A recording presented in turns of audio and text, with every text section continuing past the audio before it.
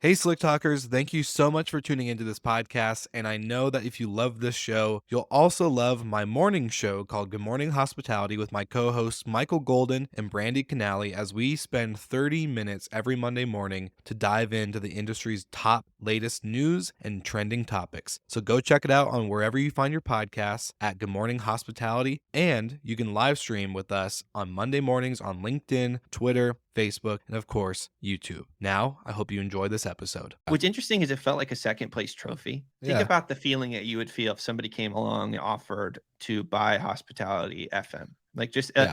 let's say it was a ton of money, Yeah. more money than you've ever seen or grew up with. And think about that feeling that you'd feel. And you'd think from the outside looking in, it'd be like the equivalent of the You made champagne it. popping emoji. Yeah. Yeah. It's like incredible. But what I thought was, okay, we just got started. Mm. We know this is going to be an exceptional product. We haven't even started marching on our mission yet. Yeah. We have to do this. But I still think if you fast forward 3 years in the future, 5 years in the future, 10 years in the future, I still think it feels like a second place trophy. And then Mm. what does that do to you? You still may sell, by the way. You still may Yeah. sell, you Yeah. still may exit, you still may whatever. But what do you think that does to you? You know what it does? It makes you build again. It makes you Yeah. build again because you're unsatisfied with the outcome. It's always this unsatisfaction with the outcome, and you have to build. So, Mm. yeah, I think you're stuck doing it.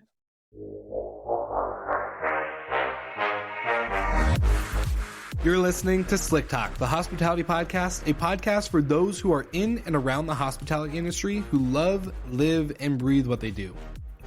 You can join us for candid and unscripted conversations with hospitality experts and founders as we go deeper into their personal stories while they're sharing their triumphs and trials that got them to where they are today. I'm your host, Will Slickers, and you're listening to an episode of Slick Talk, the hospitality podcast. Now, let's begin.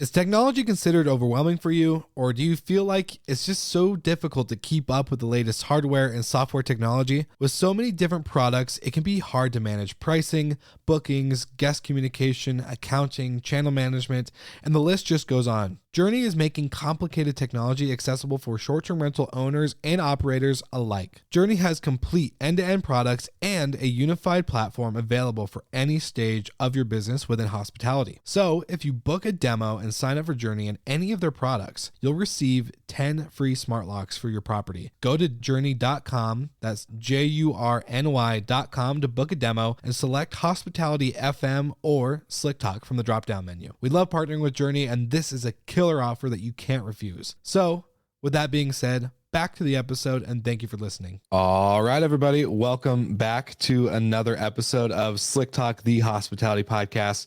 Once again, I'm your host, Will Slickers, and if you haven't heard the show before, I sit down, I interview founders in the hospitality space, whether they are from short-term rentals to hotels to restaurants to technology to investing. And we're going to sit down with Corey Ashton Walters, who is the CEO and founder of Here. So, Corey, welcome to the show, my friend. And I'm super excited because you also have a really nice microphone. So it's not as often as you would think we would get a guest that has really good audio quality as well. So welcome to the show.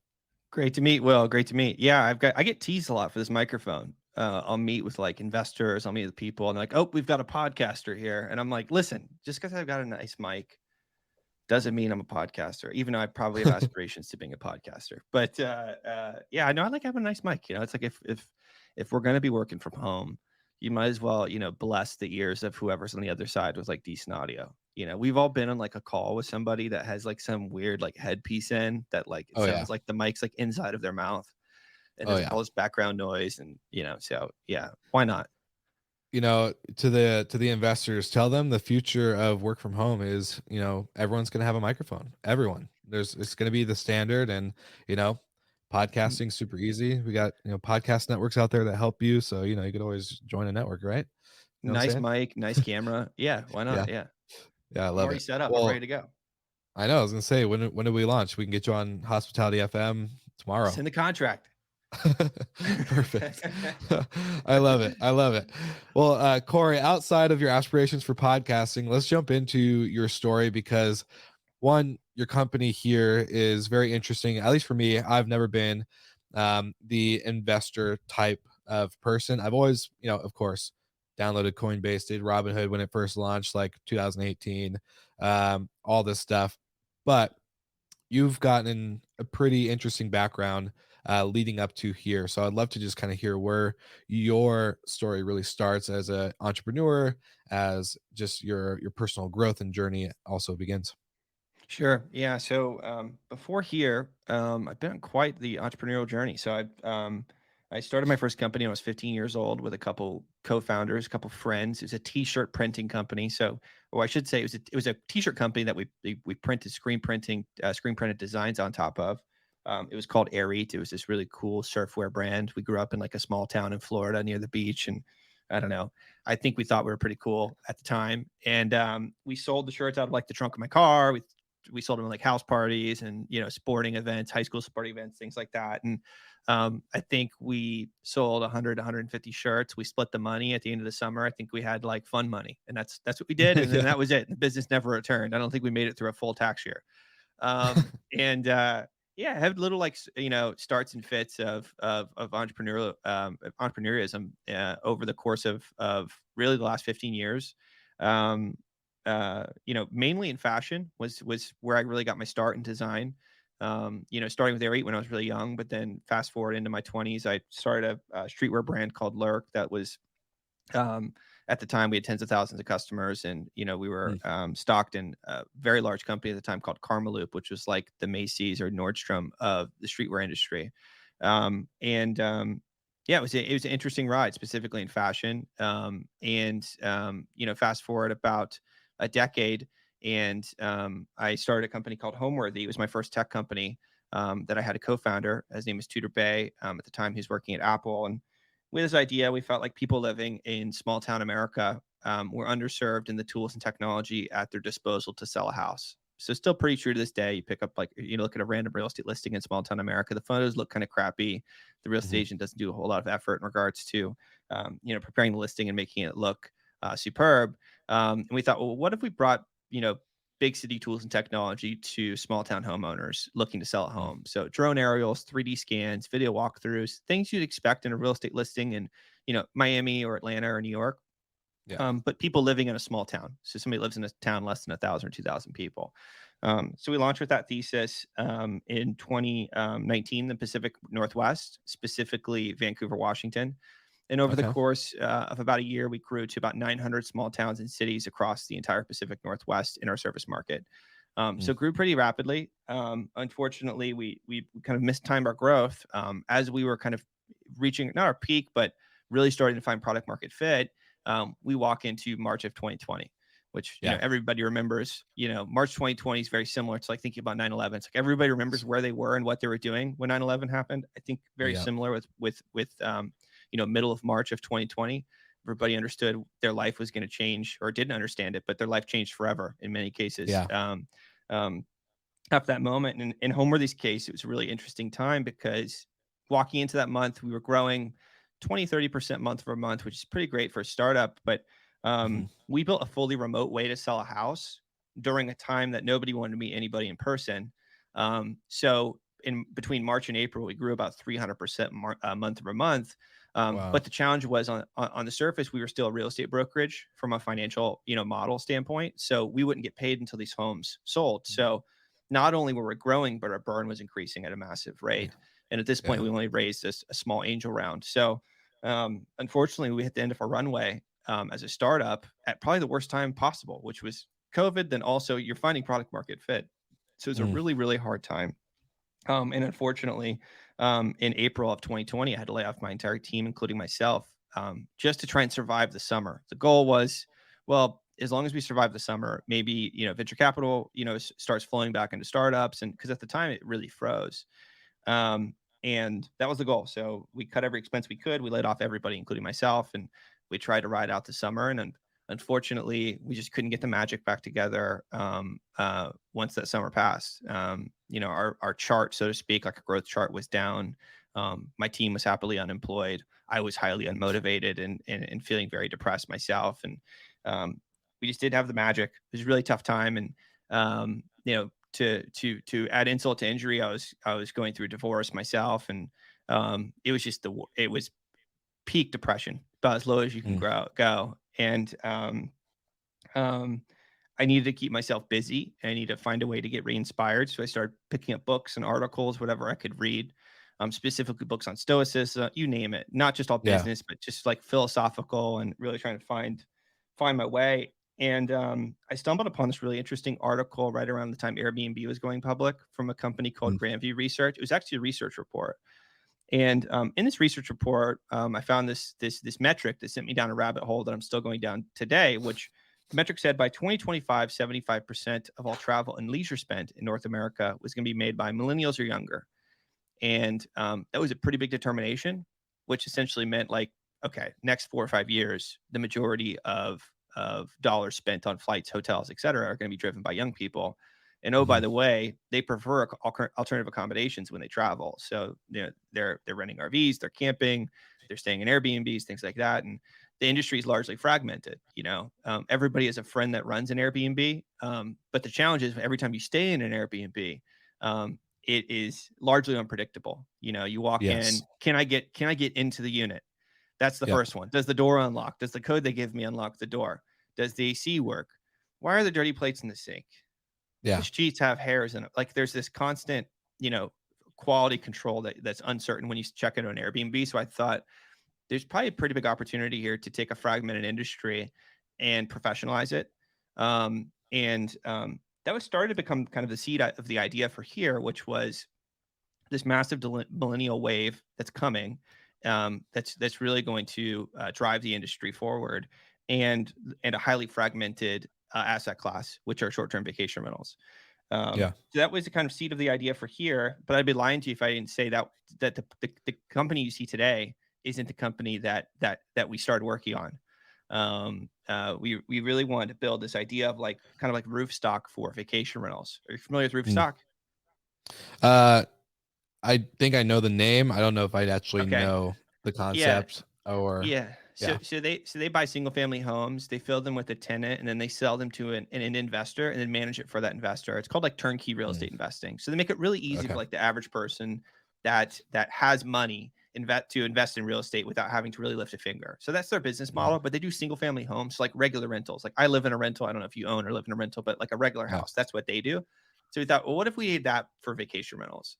And the challenge was we couldn't get loans on them. That was the biggest problem. Is it was very hard to get a loan for somebody. Short-term vacation rentals, it's a very fragmented industry for lending as well.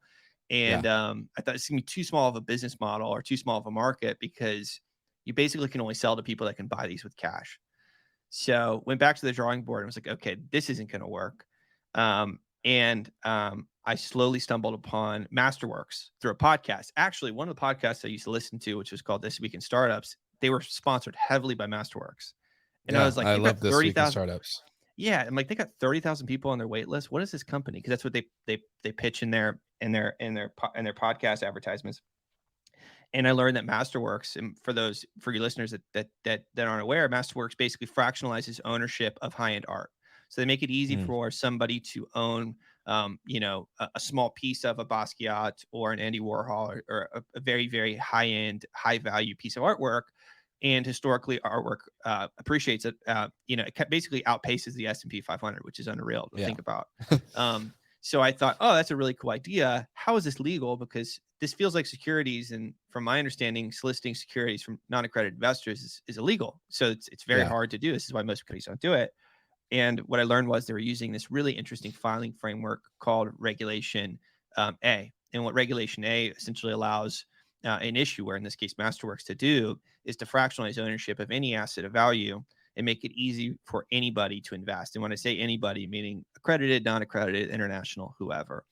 And it's a fairly new kind of filing framework, which is this Regulation A filing framework. So that was a big light bulb moment, because I thought, not only could we make it easy for the average investor to invest in vacation rentals, but we can allow anybody. And when I say anybody, I mean the sales associate at Bloomingdale's, the Uber Yeah. driver, a bartender at a restaurant, all the way up to a product manager at Google or somebody that's individually wealthy, really anybody, regardless of where they live or who they are.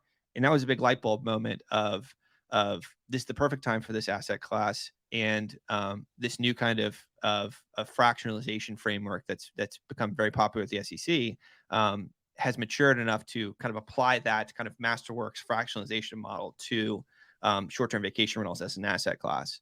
So that kind of crystallized the go-to-market for here, which was fractional ownership, basically making it easy for anybody to invest, any amount of money into really the coolest way to invest in real estate today, which is short-term vacation rentals.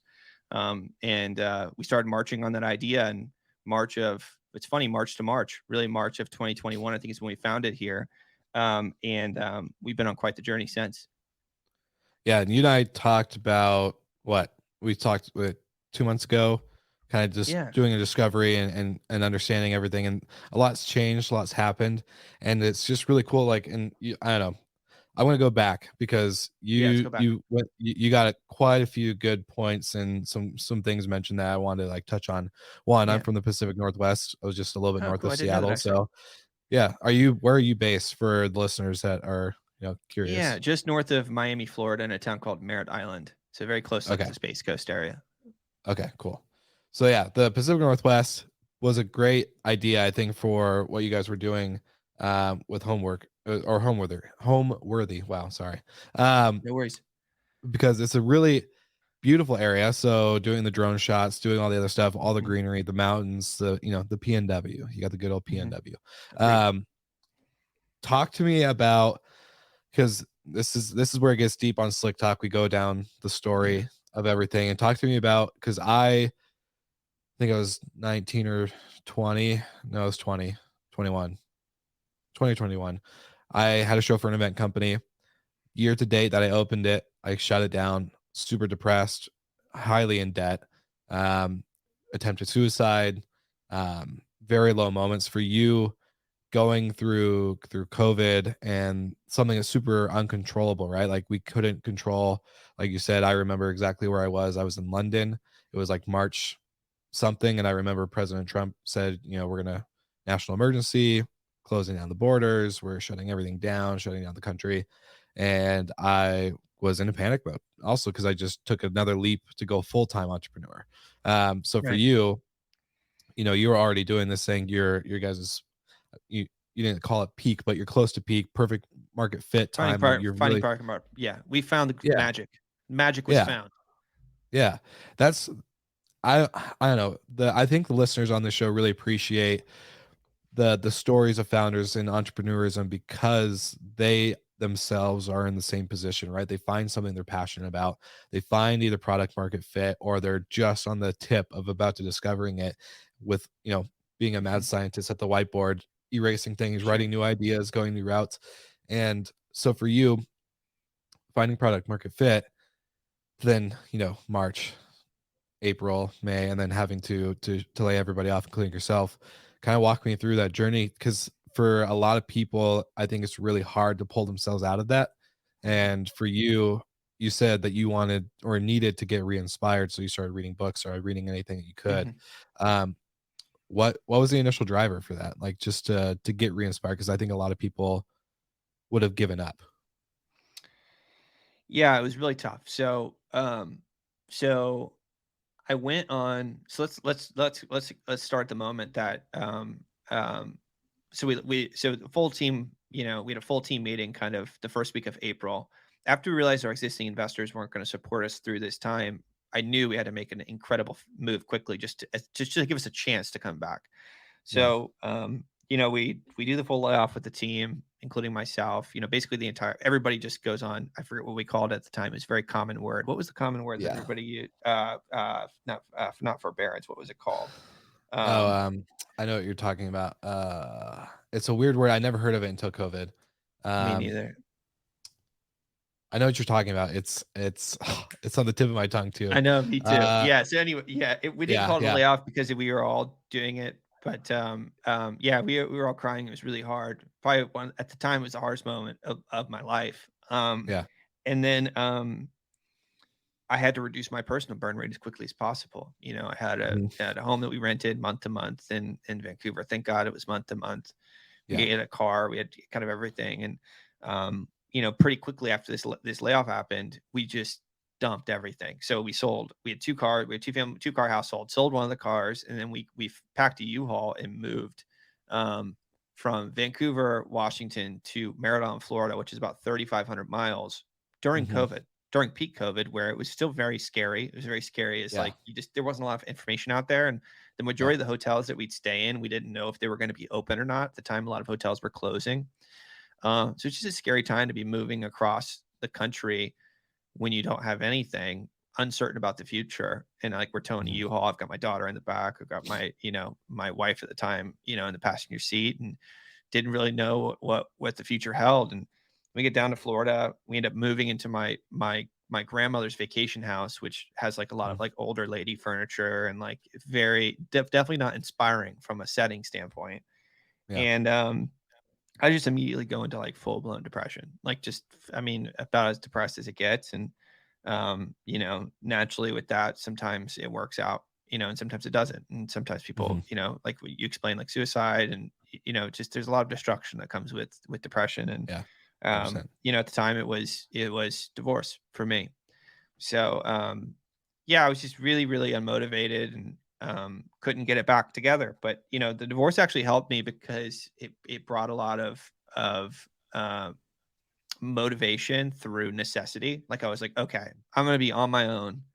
And we split the time with my daughter 50-50. So not only am I going to be on my own, but I'm also going to have to um, really provide. And at this point, I'm on Washington State unemployment, so I'm getting like a couple Mm. $100 a week, something like that. And I Yeah. knew that bomb was going to explode. Like it was going to run Yeah. eventually. That they're going to stop paying that unemployment. Yeah. But I don't have a lot of professional skills.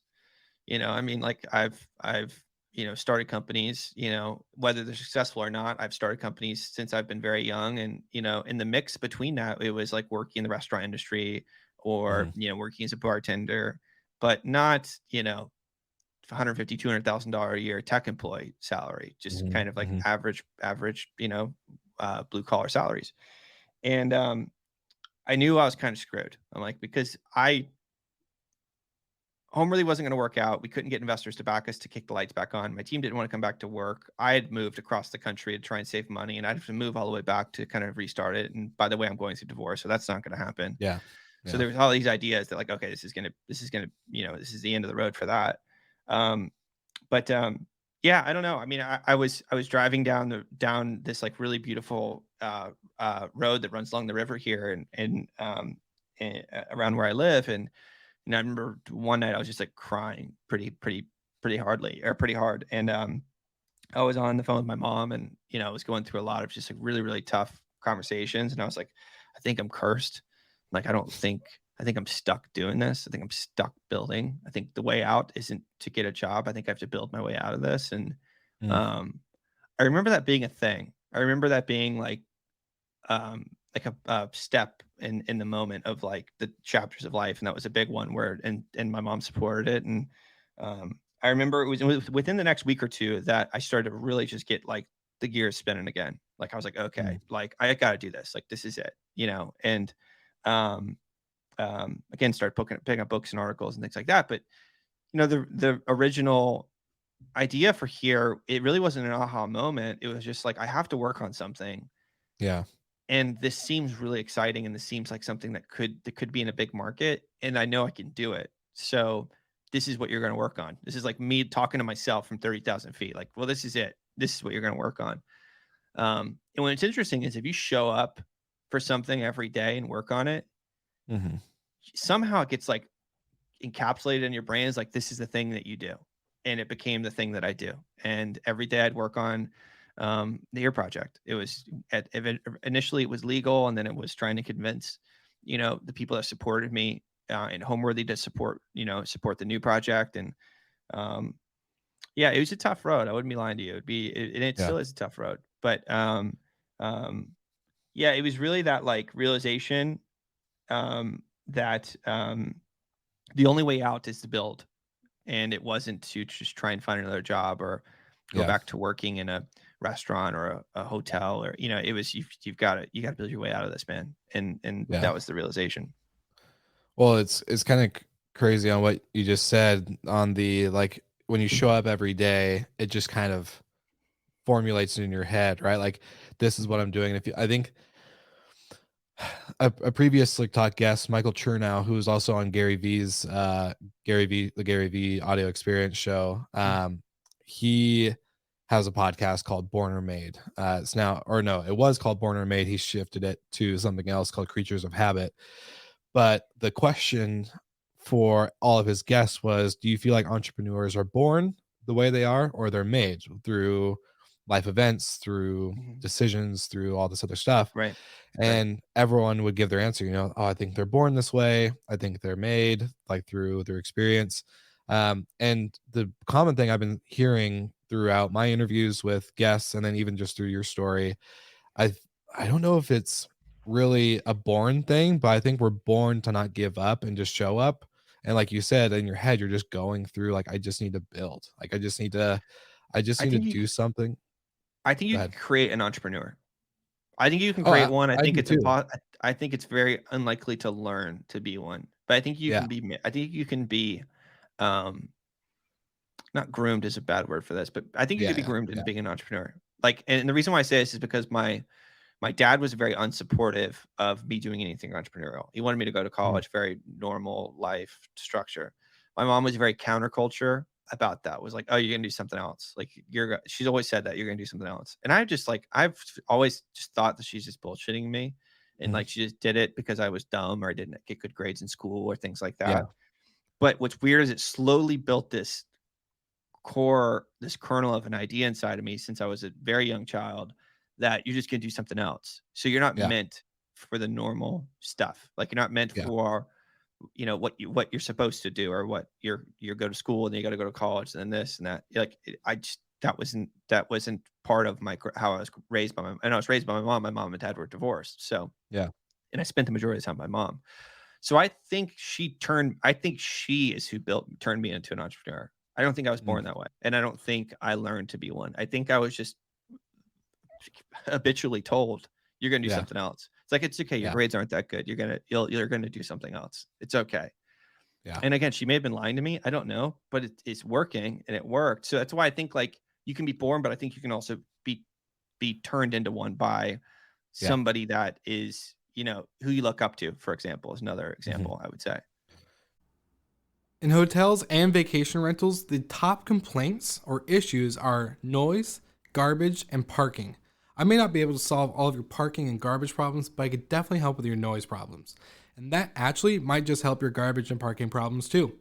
So, NoiseAware is the only 100% privacy safe noise monitoring solution that property managers and owners can use in order to ensure they avoid parties and other issues happening at their property.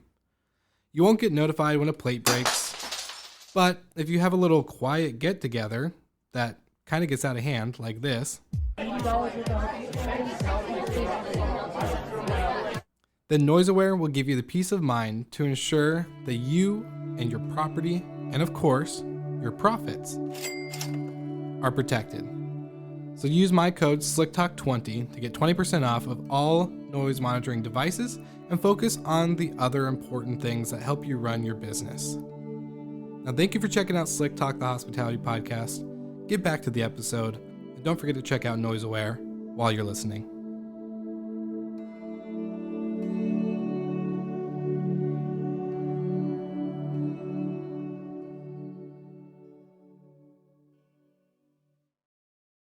100%. Yeah, what I was gonna say is that I think you're born with that initial, I think, starter. I know for me, growing up, I had a kind of similar kind of thing. My mom and dad weren't divorced, but my dad was very much, works. He's been at his job the last 25, 26 years. My Mhm. mom has her own business as a massage therapist. So, like, I got to see both sides, like 9 to 5 Right. to whenever Yeah. whenever she had the hours to go do it. And Yeah. so every time I was going through, like, middle school and high school, and they're doing, like, your career days or this other stuff, military, granted, I did join the military, but, like, Yeah. military, police officer, counselor, all these other, like, jobs that I was quote unquote, wanting to do, never worked out. My mom was just like, oh, you'll figure out something. It's going to be completely different than you'd ever expect. And it's just going to happen. And I was like, whatever. Like, my friend Chris has known he wanted to be a firefighter since we were in kindergarten together and all this other stuff. Like, I would go through those conversations.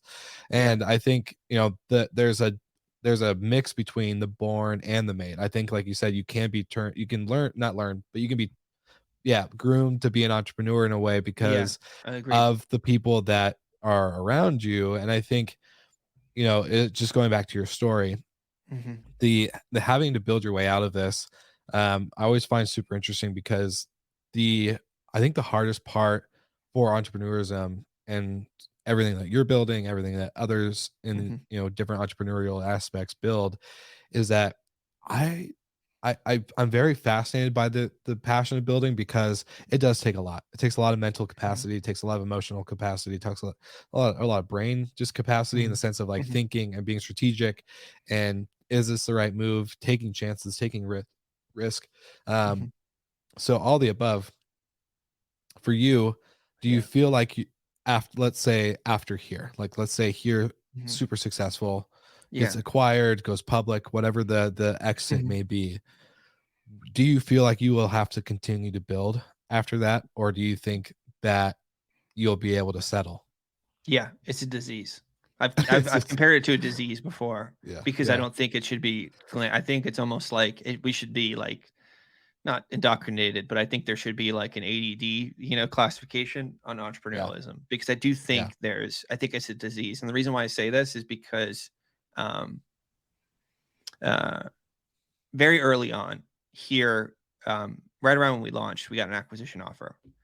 I won't say who, I won't say where, I won't say, but it was enough to more than anybody that has ever come before me in my family tree, would have seen in regards to numbers on a board. What's interesting is it felt like a second place trophy. And you guys just launched, so like that would be. Think about the feeling that you would feel if somebody came along and offered to buy Hospitality FM, like just and let's say it was a ton of money, more money than you've ever seen or grew up with. And think about that feeling that you'd feel, and you'd think from the outside looking in, it'd be like the equivalent of like the champagne bottling emoji. It's like incredible. But what I thought was, okay, we just got started. We know this is going to be an exceptional product. We haven't even started marching on our mission yet. We have to do this. But I still think if you fast forward 3 years in the future, 5 years in the future, 10 years in the future, I still think it feels like a second place trophy. And then what does that do to you? You still may sell, by the way. You still may sell. You still may exit. You still may whatever. But what do you think that does to you? You know what it does? It makes you build again. It makes you build again because you're unsatisfied with the outcome. It's always this unsatisfaction with the outcome, and you have to build. So, I think you're stuck doing it. I don't think it's like this, I think it's inside you. I think you're stuck, and I'm not excited about it. By the way, I'm not. It's not something that I'm like, woohoo! I get to do this for the rest of my life. Like, it is a, it just feels like a disease inside of you. Like it feels like something that you're never going to get rid of. It's stuck inside you forever. You got to build. It's part of what you do. Now you have aspirations. You have duties as a parent. You've got goals. You've got things financially that you need to take care of. But at the end of the day, like, I used to fight a lot with my ex-wife about this, which was I saw myself as a painter. I said, I feel like a painter. I feel like I'm an artist. Like I feel like I'm a painter because I get so much pleasure out of building, and the rest of it I don't really care about. And and I think about it in a creative way too. I think about it very creatively. I feel creatively satisfied building a company. And she used to fight me about it. And she'd be like, you're just a business person. I'm like, yeah, but it's not like that. Like to me, it's not like that. So I think that's why it's like a creative itch that you have to do. It's like painters always paint, and some painters go mad painting. Some painters still lose their mind painting, just like, some that don't. So I think like, that's how I see it. I think you're stuck. I think not all of us, but for me, I'm stuck doing it forever. Unfortunately, this isn't a job where it's like a construction worker or somebody working in like a coal mine where your body, it's going to run out of energy at some point, or joint, muscle, pain, whatever. It's like I get to do this for I know I'm 31. I could do this for another probably 35, 36 years. And, Yeah. you know, that's fun to think about. Like, I do think that's fun, but the actual act of building is very hard. Very Specifically much. on your brain and relationships and heart, Yeah. and you name it. Yeah, I was gonna say a good way that I see it as a visual thinker is I think of like Thanos from the Avengers, right? Like he's fighting intensively to get these, 5 stones to Mhm. then finally say I could finally rest. And Mhm. even I think we even see in like the Avengers, I forget if it Yeah. was Endgame or whatever. He's Yeah. rested, but he's not rested. Like you could see him looking out Yeah. into the sky and being Yeah. like, Right. he's not satisfied. He's alone. He's by himself. Mhm. Like he's Yeah. got nobody. He just Yeah. killed half the world. It's just- And Yeah. That's why I at the say end it's of the like day, a like disease. yeah, And hundred it's percent, no connection to money. I mean, no hundred connection to percent. money. I mean, everybody Yeah, thinks it's money. There's no connection to money. Like, I'm yeah. telling you, there's If no anything, connection to yeah, money. yeah. It's Well, it's and just this, like, yeah, an unsatisfaction with the world, yeah, and then in your paintbrush is what fixes that, which is building. So, seriously, um, yeah, it's a weird feeling, to be honest. for sure. I don't, and whenever I talk to people that envy it, I'm like, I don't know, man. It Yeah, sounds, if you're happy with what you do, you brought up your friends, like a firefighter is like born to be a firefighter. He knew since he was yeah, a child he wants to do it. Like, at least you know what you want to do, and like you're happy with that decision yeah, and your career path, and you're not wanting something else, and like you yeah, get to like, it's very different. Like, I don't know, people that just get to enjoy life, I'm like, man, that sounds great, yeah, because I don't enjoy life. I just build, and and yeah, it's tough.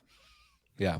Well, that's where I've kind of for me like we launched HFM in December of last year, 2021, and we've Yeah. already like over committed our numbers on what we wanted to do within the network, and so like all Right. is good. But then my team, I'm like telling them the plans for the next year and what we're doing and where we're going, and they're like, what? Like, yeah, like we're going to duplicate this over and over again, and we're just going to keep going and building, and we're going to sell to Spotify, and we're going to go like going down this Yeah. rabbit hole. And they're like, oh my God, I thought we're just like doing a simple podcast network. And it's like, we did in less than 6 months. So we got to keep going. So Yeah. I know what you mean. And like, dude, the hardest part is having conversations with like friends, other people in the world, whether you meet them working remotely or throughout Mhm. industry stuff is like, I don't think because the number one question I get asked is like, what's your hobby outside of this? Like, I don't have a hobby. Like, this is kind of Yeah. what we jump into. And I'm sure you have the Mhm. same thing. Yep. And the biggest thing you kind of mentioned stoicism and Yeah. like how you were like looking for inspiration to get out of this depression field. A really good book I'll recommend to you and to anybody listening is a previous guest of the show on Slick Talk, Get Out of My Head by Andrew McConnell. And he talks about stoicism and like modern day wisdom and how we can learn from this and like what occupies our mental headspace or our mental real estate. Because a lot of us give it away for free. And so I'm like Mhm. going through this whole thing and it's like it's helping me understand like as an entrepreneur balance in my life, whether it's going on a walk in the morning with a cup of coffee and not turning on Slack or answering any emails or X, Y, and Z. Like these things Right. actually are going to help me get to that point where I can enjoy life. Like I need to enjoy life. I need to think about like having a Yeah. relationship that is not just going to last until I get busy. And then when I get busy, it Yeah. goes completely cold. And we're always busy, but the thing of like making the time. And so not to go on a rambling, but I No, I'm think with you on like, this. I think it's yeah, highly important. I think if you go yeah, all in on work, not only are you gonna get burnt out, but it's just gonna kill yeah, you. So, like, I think part of it's too who you're with. I think if you're with somebody yeah, that is the opposite of, like, I exclusively, I'm with somebody now, but let's say it was in the future, and it was, I exclusively would not want to be with an entrepreneur, because I think you both end up just this. It's this like hedonic treadmill that nobody gets off of, yeah, and so you really need somebody that focuses on um, moment in time. And for sure. it's just like you almost need the polar opposite of you Yeah, in a way. Or you have to do things to trick yourself to do these things. So, like, make time to read, make time to, go for a walk, make time for your yeah, hobbies. And you almost have to block them off, and then make it to where it's like you have a boss, and the boss says you have to do this. Because if you don't yeah, make it that serious, you're just going to skip it. You're gonna skip it. And I do my own version of this. I have a rowing machine. I used to row every other day, every day, and I stopped putting it on my calendar for some reason, and now I've just stopped doing it. And it's just because like there the other side of me is like, dude, just you don't need to do that. You're fine. Like whatever. Yeah. But you have to have like there has to be a boss that tells you have to do this. Otherwise you just ignore it, and you 100%. ignore your hobbies, your things that make you feel peace, things like that. And otherwise you just turn yourself into a lunatic that's just like working all the time, Yeah, definitely. I went on a month-long trip to Mexico, and it was supposed to be like a work remote / like kind of vacation, take work 4 hours a day instead of the 18 type Nice. scenario. Ended up not doing as much. I still worked about 9 hours, but still better than 16 18 hours. And I remember coming back, and there was probably a couple first 2 weeks I was giving up alcohol for like a 30-day challenge. I was working out, I was doing all these like routines. Nice. And I remember like after that month, it was like, oh, I caught myself doing not 18-hour work days. It was like 20. And I would be 7 a.m. to like 8, 9, 10 p.m. at my computer, didn't eat, would go work out, would struggle with the workout, like all this stuff. And I think you're 100% right. Like you have to create your own boss in the sense of like put it on your calendar, make it mandatory, make it from like a CEO or something like that is telling you that this is your daily task of kind of taking care of yourself. Because and you have to have you have to have rules too. Like I have rules 100%. for myself. Like I don't do meetings in the evening. I don't get on calls in the evening. There's just like certain things I don't do. And like there are exceptions. There are certain exceptions where once or twice a month I break those rules. Yeah. But outside, because the problem is if you don't set rules and you end up working from 8 to 8. And yes, I know it's what's the word I'm looking for? It's encouraged and it's almost like hustle porn to do that. Yeah. But I don't know. If you don't do it, you end up losing you're losing longevity. So now I've tried to focus more on longevity. It's like, okay, I'm young. I know I'm gonna be doing this for a while. I know I love what I do. Like this is what I'm gonna be doing forever.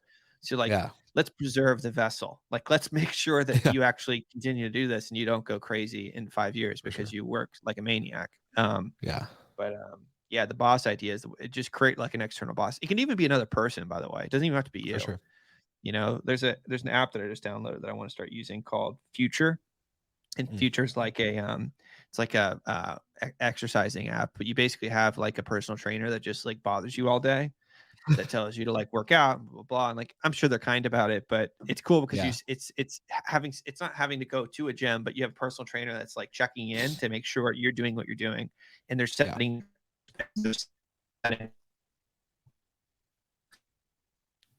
Chatbot.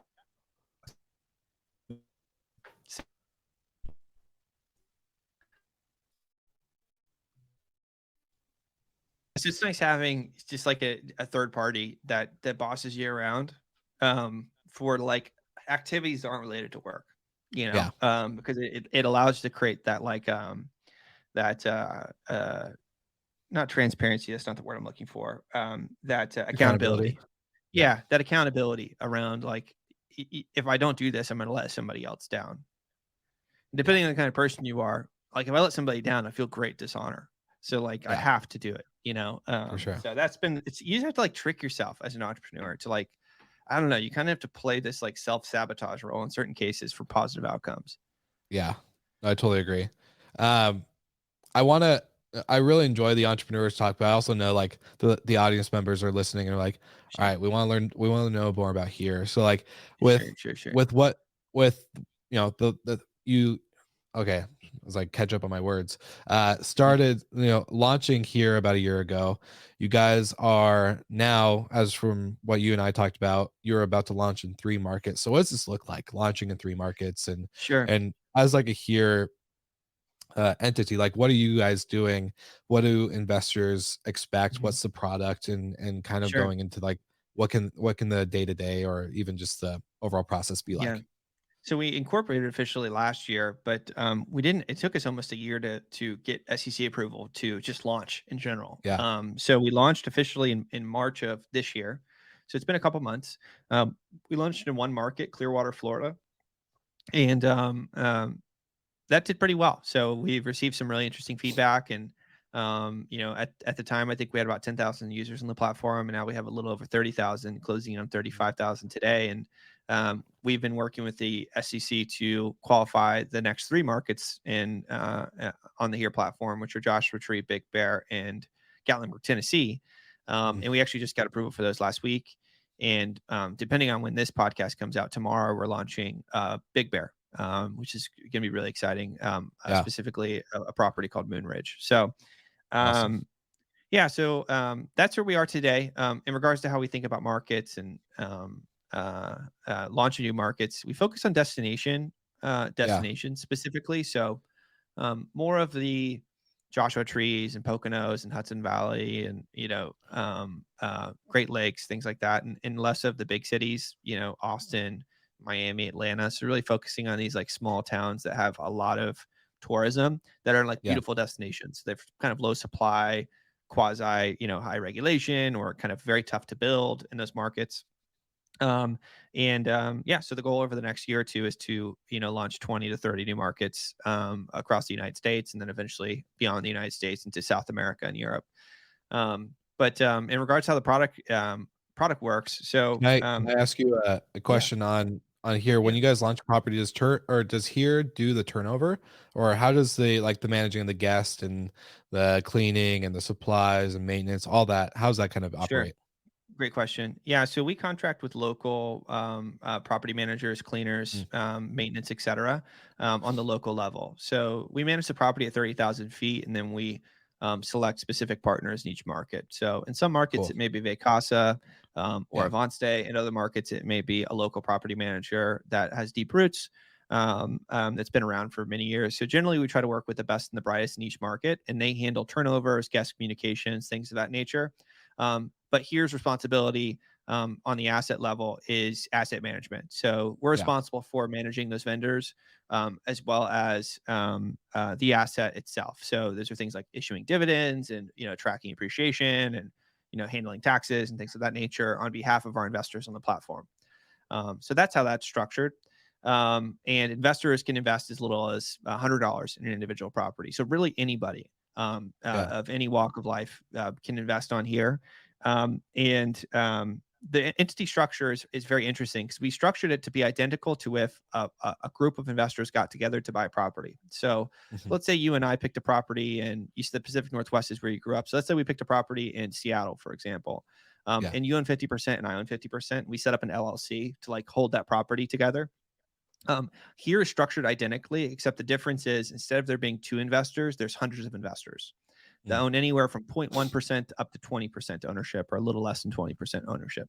So the structure is very interesting because it's the closest thing you can get to true ownership. If not, it is true ownership. So the investors are entitled to anything that happens on the income level. So, if a property generates, $100,000 a year in net income, if you're an investor and you own 1%, you're entitled to 1% of those proceeds. The same goes for appreciation. So if the property appreciates, 100,000, 200,000, 300,000 over the holding time horizon, you're entitled to your ownership stake worth of those appreciation rights.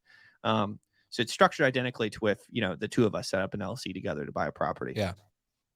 That's really cool. And like, what happens if here like ever sell the properties, or is it strictly to get as many as possible, let them be cash flow positive and let the investors earn from that? Or is there ever like hey, we got to 50 properties, we're going to sell 10 and we're going to go do this all over again? Sure. So we plan to hold each property for 5 to 7 years. We know investors, generally, depending on your specific goals, have shorter liquidity time horizons. So you'd like to see a return much faster in regards to getting your capital back. So, we're definitely working on a secondary marketplace where those shares, potentially in the future could be traded with other investors. So if you own, 150 shares of 123 Apple Street, you could sell it to, Sally in a secondary transaction, very similar to like a stock market. There'd be a bid and an ask, and investors would be able to trade kind of P2P, like peer-to-peer. It's not currently available on the platform today, but it's definitely a roadmap item that we're working on. That's really cool. And so if like local or well-known property management companies, because a lot of the listeners from this show are heavy in vacation rentals, a little bit of hoteliers, a little bit of both, kind of hybrid operators. So listening, like, is there a place that you guys like? Do you, when you get a property in these, destinations, are you the ones reaching out, or is there like a list that people can get onto to be vetted for a here property? Because the way I see it is kind of like here becomes the owner, and then the PM just does their normal thing, but they Mhm. report to here, which would be you guys. Right. Um, Exactly. yeah, Yeah. So it depends on the market. Like I said, we do have partnerships with like Avant Stays as an example. yeah, So it depends on the market that we're in. We are building out kind of like a network of vendors in these markets. yeah, We really need to build a page on the site dedicated to that. Right now, it's happening over email. But generally, we look for referrals. So when we buy the property, we ask the listing agent or the buyer's agent, whoever's representing us in the transaction, who are kind of the best and the brightest in that market in regards to yeah. vacation rental management. And that's generally where we start. So that's where we Gotcha. start our search. But yeah, I would say like if just reaching out to hello@here.co is a great way to get introduced to the team. And we're somewhat secretive about new markets, so we don't we Yeah, don't announce too far in the future. But which makes sense. if if you're in a destination market, that's highly traveled, we definitely would love to talk to you. Awesome. And for, I guess, one of my favorite closing questions would be, Yeah. as you've been going through this journey, coming out from Homeworthy to now here, what's been the biggest lesson or takeaway, or just something that you've really held close, that has kind of like helped you through this, or just kind of helped you get to where you are today? Is there anything in particular that just something like you would in 5-10 years be like, if it wasn't for this, I wouldn't have made this? Or um is there just any kind of takeaways, or any um Yeah. thing close to your heart? I think we touched on it a little bit um, earlier in the conversation, which is just like showing up every day, even if it hurts to show up. Because I think there's something to like repetition, Yeah, and you end up growing in credit. Like I'm trying to think of like they say it with like investing, like there's like this compounding thing. It's like as long as you invest a little yeah, bit on a long horizon, you see incredible, yield in the future. Um, I think it's very similar to investing in yourself. So I think if mhm, like as I think if you show up every day and just like don't give up. Now the thing is when I say don't give up, it doesn't mean like if a company's failing and you can't bring it back to life, you may have to give up. But yeah, what I mean by don't give up is like don't give up on yourself. yeah, So it's like don't be like, well, because this thing failed or because this thing isn't going well, I'm a failure. You have to yeah, detach yourself from that. But I do think showing up every day regardless of the situation or outcome, I think is incredibly powerful. I think it's a great way to build long term strength as an entrepreneur. 100%. And outside of that, if you could give anyone that's listening one piece of advice, it could be, outside of showing up and not giving up on yourself, Yeah. what would be one thing, like through entrepreneurism, that you would say is something that just to always keep in mind, or something to do or to look at, or whatever it may be? But what one little chunk or nugget be for the audience? Um, Man, that's a tough question. And I would That's like a to tough like to throw question. those That's a curveballs right at the end. that's a tough one. I think if you don't read, I think reading is an incredibly powerful tool. I think it's a Mm, tool that like very much underrated. And reading could take many shapes or forms. It could be an audiobook, it could be physically reading, it could be reading yeah, research report, really anything. It doesn't have to be like by the book reading. But I think making time every day to read specific. I mean, it could be fiction, it could be nonfiction. It doesn't really matter. But I do think reading has contributed to most of my life. If anything, knowledge, whatever even just vocabulary. Um, reading is underrated. I think that's probably the big takeaway is that reading is incredibly underrated. I like that. I'm a reader, but I also like to do the audiobook, just because Same. it's more or less, I can do it while I'm working out. It's like a podcast, Mhm. you can, I'm not you don't have precious to have about it. it. I do Yeah. both. I'll read with the audiobook while reading, so I'll do like Yeah. listening while reading it. I'll also I just drive retain my a car lot and better. yeah. Yeah. but I also don't Yeah. stop. So like, I'm not precious about it. So like, I'll also Yeah, listen yeah. in the car while not reading and listening to the same Yeah. book that I was reading the night before. And like, I still feel like I retain the information. I think as long For as you're doing sure. some combination of the three, which is like reading Yeah. with audiobook or just audiobook, like, it's crazy what you can learn and how it expands your purview, 100%. on life or whatever you're working on. Yeah. I totally agree. And that's what that book that I recommended earlier, Andrew McConnell is a great guy, but like just having that moment to sit by the pool and read the book and cancel out Yeah. all the noise with like noise canceling headphones on or whatever. And Yeah, just be like, it was such a refreshing, like out of your head moment, Right. and no pun intended on the title, but yeah, Yeah. it's very refreshing. I highly recommend it. I hated reading as a kid, sucked at school. So Yeah. to read now as an adult, I'm like, oh, this is weird. Like this is very Definitely. weird, but it's a good thing. But Yeah. Corey, also the last question we always end on with every guest is if you had one link, which you're not going to have just one link. We're going to link everything in the show notes as we do for everybody. But if you had one link to send anybody that's listening to the show, wants to learn more about you, wants to connect, wants to learn more about here, where would you send them? HERE.co. So here.co. Perfect. That's our website. Easy link to remember, easy link to go to. Don't go to here.com. It'll send you to some, I'm not sure what they're doing over there, but not what we're doing. So go to HERE.co. So here.co. It's where you can learn more about here. It's where you can learn more about me and my team, and where you can get started investing in vacation rentals, whether you have, zero knowledge of real estate investing or a little bit. It's a great place to get started in the asset class. I love it. It's such a fascinating time that we're in to see this happen. So I'm excited to watch and continue to connect with you, and hopefully we'll get to meet in person one of these days at a some kind of conference or event. But I think what you guys are doing is really cool. It's very powerful for millennials, especially those that can't actually buy a home at this current time and economic state. So it's very much needed. So to see the gap in the market be filled a little bit with what you guys are building is really cool. So just want to say thank you for being on the show. Thank you for doing what you're doing and sharing your story with us. I really appreciate it.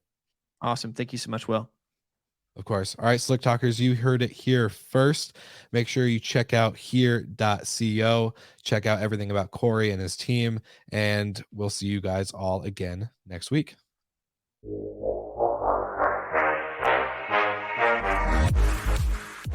Thank you so much for listening, and thank you to our show partners for making Slick Talk, the hospitality podcast, possible. We hope you enjoyed the show, and we would love to connect with you outside of the podcast. So you can follow us on all of our social media channels for daily hospitality content, or find us on slicktalkthepodcast.com. And don't forget to rate, review, and subscribe so you never miss an episode. I'm your host, Will Slickers, and we will see you guys all again next week.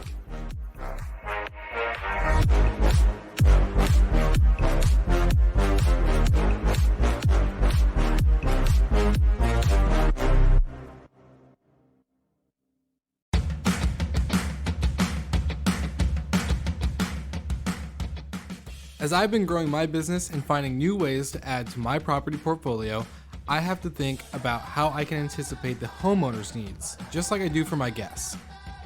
One of the things owners always ask is, how is my property going to be protected? What happens if something gets damaged or worse? These are valid questions and concerns, and I have an opportunity to address these concerns before they even get mentioned, all thanks to having Safely as part of my toolkit. I can ensure all stakeholders are covered during a guest stay and use this information as a way to grow my business by ensuring my property owners know they can trust that I have them covered. If you're a professional property manager, then you need to get Safely in your tool belt so you can focus on operating and growing your business. Thanks for listening to Slick Talk, the hospitality podcast. Now, back to an episode.